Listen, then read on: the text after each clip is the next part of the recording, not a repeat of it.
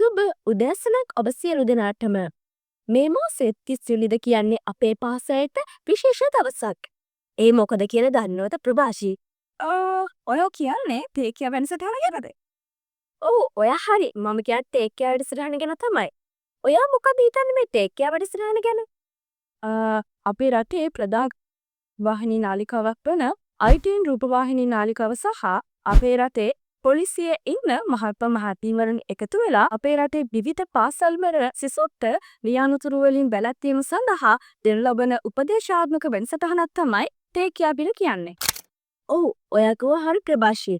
අපේ රටේ ප්‍රධානතම නාලිකාවක් වන ITN රූපවාහිනී නාලිකාවද ශ්‍රී ලංකා පොලිසියද එක් පෙර අපට මේ වැඩසටහන ක්‍රියාත්මක කරගෙන යන්න සහයෝගය ලබා දෙනවා. ඉතින් සුරකිමු මගතොට යන තේමාව යටතේ ටේකියා 2025 වැඩසටහන මෙවර අපේ පාසලේ ඔක්තෝබර් 20 දාට යෙදී තියෙනවා. ඉතින් මේ ටේකියා 2025